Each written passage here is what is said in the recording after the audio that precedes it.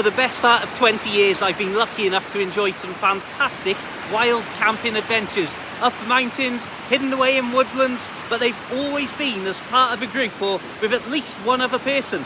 This year, I finally got into solo camping, and my goodness me, I couldn't stop. Help me, somebody! I've spent dozens and dozens of nights this year alone out camping in tents and bivy bags in all sorts of places. So I thought we'd just talk about the differences and the experience of getting into solo camping after nearly 20 years of wild camping as part of a larger group. Right now though, this river's looking pretty dangerous, so I'm just gonna very sensibly walk away from it while the going's good. Hopefully this will be semi-useful if I do a pros and cons style video for solo versus group camping, and also throw a load of footage from my camping adventures throughout this year on screen as a nice way to have a bit of a final retrospective look back at my year in solo camping. So my friends, without further ado, there's obviously some significant differences that are immediately obvious and can be both pros and cons, I suppose. So the fact that if there's just one of you going out on your own, it means that you need far fewer items, fewer tents, fewer bivvies, and through the very nature of that, you need far less open ground suitable for pitching tents and bivvies on. So for me, if I'm just out on my own, in some cases, in one particular case, and I want to revisit this place in the near future, I actually set up my bivvy bag in a literal ditch in a bit of woodland because there was just no flat ground. And if there had been maybe 2 or 3 of us, even just an extra person, and if it had been 2 of us planning to spend the night in the tent, it simply would not have been possible to do so in the absolute stealth conditions of sleeping in that dense woodland, because there just wasn't even enough room really for the bivvy bag, never mind a tent or finding an extra few ditches for extra people with me. So that's of course a nice obvious pro, and I will say something that you would be amazed sometimes on the mountaintops where you think you've just got loads of open space. There can be a lot of hidden rocky surfaces that even don't show up on Google Maps until you're actually stood there on a mountaintop. You can't guarantee what that terrain's going to be like, even half an inch below a green upper layer. And my goodness me, I've struggled with my friends to find places on an entire mountain where we can put 2 tents. You just wouldn't believe it. So an obvious con though would be if I'm out there on my own rather than with, say, 4 people or 5 people as I have been in the past, I am going to feel, and I think this is something that a lot of people will be able to understand, even if they don't feel it themselves, but I'll feel far more vulnerable because I am one person rather than a group or a team of maybe 4 or 5 people like I have been in the past.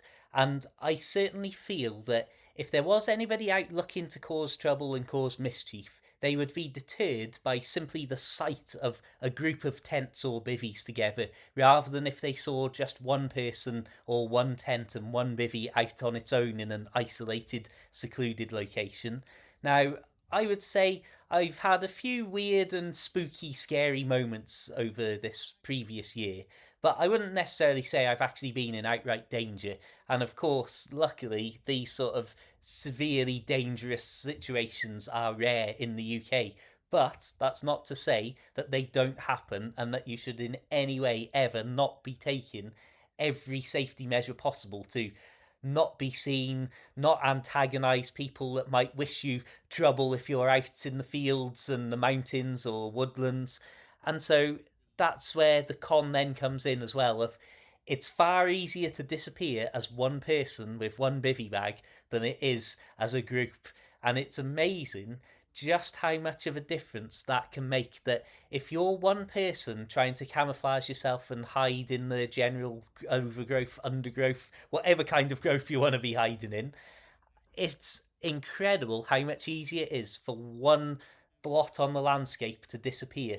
Whereas if you have a little cluster of blots on the landscape, I use blot on a landscape, maybe that's not the nicest or correct term, but if you've got a few people that are making a few unnatural shapes that stand out in the surroundings, you will be far more visible than if you were one unusual, unnatural lump in the great outdoors. Just to dig a little deeper on the idea of feeling safe or feeling at risk, that can have a massive impact on your overall camping experience, whether you're a solo camper or with a group. And regardless of whether you are actually safe or actually at risk, that feeling can be massively, massively more important than the real life objective reality of your situation. And we've all probably catastrophized about situations or underestimated situations before. And this is something that I think, for me at least, it ties into what I said earlier of the strength in numbers idea, maybe. That I know this year I have abandoned more camping trips than I've ever done. I've abandoned more camping trips this year than I have actually tried at all in some other years. And that's because I've been out on my own all the time. And so I can lie there telling myself everything is fine while I'm in a bivy bag, as close to the ground, as low profile and low footprint and invisible as I possibly can be, but I can still work myself up silently in my head to, is that a light? Is that what's happening? Is that a noise? Are those footsteps? And I've abandoned camps just on a bad feeling, because ultimately, even if I was completely safe, and even if as I'm packing my bivvy or my tent up, I'm telling myself, well, why am I doing this? What a stupid thing to have done. I can see now there's nobody around me, there's nobody probably within half a mile of me, etc., etc. But because I've lost the battle in my head, I know that I might as well just go home, because I'm not going to enjoy the experience of lying on the ground in the dark, worrying by myself, alone in the woods or wherever I am. And that's something that I definitely think, when I've been out with other people, even if it's just one other person, I rarely get into that sort of mindset. I rarely even consider that sort of a potential problem, to be honest. And yet this year, I know, because of doing so much on my own, I have definitely given in to the that I've lost the psychological battle. Well, I've also been able to objectively look around me and know that I'm on my own with nobody around for goodness knows how far. Just a random thought there to add in. Now, another important thing, and I think this is definitely another pro and a con depending on which situation you're in, being able to travel really light and at your own pace. So when I've been out on some occasions with just my very, very basic bivy bag and my lightweight summer sleeping bag, and then just the basics of food preparation stuff, I literally have barely been able to lose any more weight from my kit. And in fact, if I had better quality kit, it would probably weigh a little bit more, because the materials might be a little stronger and a little thicker. But I've loved being able to really march out really quick some evenings on my own, not taking my camera or tripod and recording stuff, or my phone. I suppose I've always got my phone that I do my recording on, but not actually doing any proper filming or making a video out of a camp trip. Just going for the sake of going and enjoying time outdoors. Barely anything in my rucksack. On some occasions, I've done it after having tea with either my girlfriend or at my nan and granddad's house. I've just walked out into the countryside with the most minimal kit you can think. Just basically a bottle of water is the only heavy item, and then set up camp as and when, like hiding out behind a hedgerow or just in the cusp of the woods and so on. And I've absolutely loved the experience, because it's as close to nature, it's as simple as you can get. However, when I've done similar things like that with friends, where we've left, say, after finishing work on a summer's evening and so on, because there's two of us, we're taking loads of stuff, and you start to almost overthink it sometimes when you're discussing things beforehand on Messenger, for example, and think, oh, I'll just take that, oh, I'll just take that.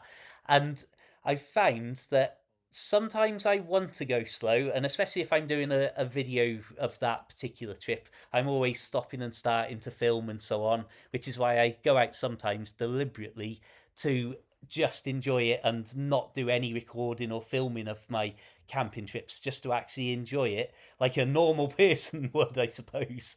But on some occasions, that gung ho, right, I'm going to march out as quick as I can, lightweight, travelling quick across the country, that's great for some occasions, but other times I definitely find myself wishing that I'd been able to stop and savor the moment. And I know for myself that when I'm with friends, we always tell ourselves we need to stop more on our hikes. We need to slow down the ascents that we're doing and making ourselves worn out and stuff.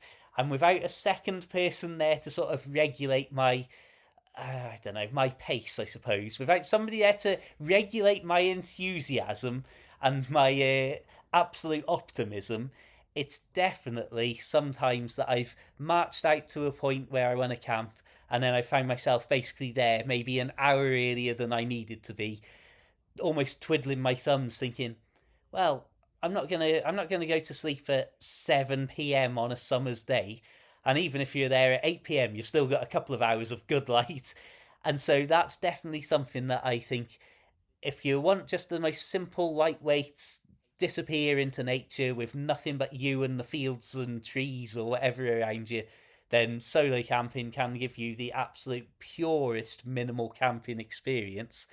Whereas I do think on a lot of occasions, especially this year, my solo camping trips would have been enhanced significantly by having just even one other person there with me to be slower, to be maybe more laden with a big tent rather than my lightweight bivy bag, and to ultimately say, right, let's just stop here. Oh, I just want a break. Let's have something to drink and savor the actual experience of the journey is more important than the end or the start, some people would maybe describe it as. So yeah, that's just another few random extra thoughts there. I know this is turned into probably quite a long video. I do apologize, my dear friends, for wasting so much of your time.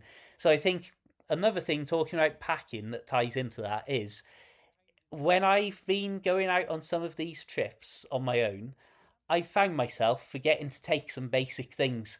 And I don't think that these are things that I've ever known one of my friends, certainly, to ever leave without. And on one particular occasion, I took my stove, I had water for the stove and to drink, I had pasta to make, and all the rest of it. And then, in a hilarious thing, I've shown this clip in a few videos recently, but I ended up, because I'd completely failed to fetch any cutlery, luckily, my stove had a little built in tub to use as a bowl, but I didn't have a fork or a knife or anything like that. So I ended up using a plastic toothpick as my fork to eat this pasta and to try and poke holes in it to let it cool down. And so I'm in the middle of the woodlands, having a wonderful experience in general, don't get me wrong, but having to use a literal plastic dental harp toothpick as my fork because I simply didn't have any other option. And I wanted, because it was so piping hot, I didn't want to leave it too long to eat because of it getting flies and attracting general things and animals from the surroundings. Not like there's a bear hopefully going to come and find me in North Wales, but you never know. The serious point here is that if you're in a group of 2 to 5 people, say, you'll almost always between you have got everything that you need and want. Whereas if you're on your own, it's far easier to get out to the middle of nowhere and then realise that you're missing a very simple and obvious item, but something so simple and obvious it doesn't really ring alarm bells as something that you desperately need to take with you, such as not forgetting to take a tent, for example. It's also well worth conferring and planning ahead if you are going out as a group rather than a solo person, because you might find that a couple of you have the same type of stove that you want to take. So you'll be able to start stripping back some of the weight and maybe spreading it more evenly amongst your rucksacks so that it doesn't lead to a situation where one person is completely unburdened by anything and other people have got an unbelievable amount of weight in their rucksack that's weighing them down and slowing up the whole trip and the whole party. You may be listening to this and thinking, well, hang on, why have you gone so obsessed with solo camping all of a sudden? And yet, when you're describing this pros and cons list of solo versus group camping, it sounds more like a mixed bag that there is no better option. So, what's your problem? Well, my friends, my problem is that basically that's the absolute truth. These aren't rival sports or activities, solo versus group camping. They're the same basic activity of going and spending time in the great outdoors with minimal shelter, I suppose you could word it as. And It's just a matter of how many people are doing it with you at any particular time. And so, what I'd say is that all of these pros and cons are, of course, correct. And depending on what experience you want, you might find that you tend to enjoy a group more than a solo camp, for example, or vice versa. But why I have suddenly done so much solo camping this year is simply one word: convenience. If I'm going out on my own, I don't have to think about anybody else and what they may or may not want to do, when they may or may not want to go out camping, or if there's any change in plans. The more people that you add to the group, the more potential cancellations, the more potential changes of plans or last minute problems there are to throw up.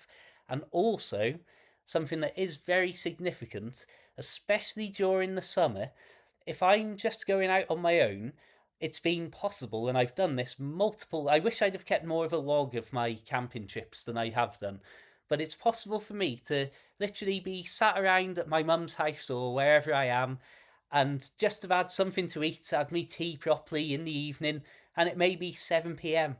and I might think, you know what? I might just go out up into the woods, or I might just go out to the nearest little small mountain and spend a night in the bivvy or spend a night in me little tent out there. And because that's just me on my own, as long as I've got access to either boots or a car, depending on how far my campsite is from where I'm setting out from, I can just go and do it. And so I've managed to get, like, I'd say they're almost like 3/4 camping experiences where you've missed all of the daytime, but you're out and just setting up your tent or whatever you've got in the evening as the sun's setting, and then off you go to sleep. So you might have only been awake out in the wilderness for a few hours, and then you wake up early in the morning, see the sunrise if you're early enough or late enough, depending on what time of year it is, and then just walk back to civilization, and that's it. Nobody apart from those immediately around you even know that you were ever gone. And if all goes well, everybody's happy to see you return safely and in one piece in the morning. And so, yeah, that's one of those great things. Some of the bigger things that I've done and my bigger camping trips I've done this year as well. It's the same thing that I might have only thought about going out and seen the weather forecast the day before and thought, yeah, I'll do that. I'll go up that hill. I tell you what, if it's not going to be windy, if the wind's going to die down, I'll go out tomorrow and camp in the woods and see all the fallen trees and look for interesting things to film. And again, just convenience of only being one person and not adding, say, four other people to a trip and adding four potential sets of complications. And so that's why once I started this year and once I was comfortable, I just could not stop. And there were points where I was spending multiple nights a week out in the bivvy bag and probably coming back by the end of those weeks with a sorer back than I had when I started. Don't get me wrong, it wasn't always comfortable camping this year, but I've really, really enjoyed this solo camping. And as I say, that's not to say that I don't like group camping and that I wouldn't love to go out camping with people and in different numbers of people as many times as I possibly could next year. But my goodness me, if it comes down to convenience and me being a little bit bored on an evening over a weekend and thinking, yeah, go on, then I'm going to grab that bivvy bag, grab that sleeping bag, and run out into the wilderness and hopefully enjoy a nice, calm, sensible night. This would probably be a good time for me to start wrapping things up here. I just wanted to really do one final video of the year, looking back at my solo adventures and sharing this footage that you've probably seen a lot in recent videos because I've been trying to do videos specifically talking about different topics regarding camping. So it's great to have this stock footage that I've built up with so many adventures this year. But I just wanted to finish the year with a nice retrospective, and I thought that maybe trying to wrap it up and make it more of a useful video talking about the pros and cons of solo camping would maybe make this a more valuable video to a few more people than just me waxing lyrical about loving going outside and sleeping on the floor. So, to wrap this video up, I would like to say a huge thank you to all of you for bearing with me and watching this long into the video. I would like to thank all of my supporters, whether that is through channel memberships, Facebook subscriptions, super thanks, PayPal, coffee, and all of these sorts of things. I'd also like to say that I'll leave some Amazon associate links to some of my favourite camping gear in the description for this video. So if you buy through those, I will get a commission. So it's a great way to support these videos if you're looking at getting some outdoorsy kits anyway. So thank you very much to people who check out my camping stuff. You'll see a list down below somewhere, I'm sure. Anyway, I just want to say an absolutely massive thank you to everybody for joining me for my various camping adventures throughout this year. And I hope that you will be present for my future adventures through 2026 and hopefully long into the future beyond that. Thank you for absolutely everything, my friends. Until the next time, keep it interesting, keep it tent worthy, keep it bivvy worthy, keep it solo camp worthy. Have an absolutely amazing day. And of course, my friends, farewell.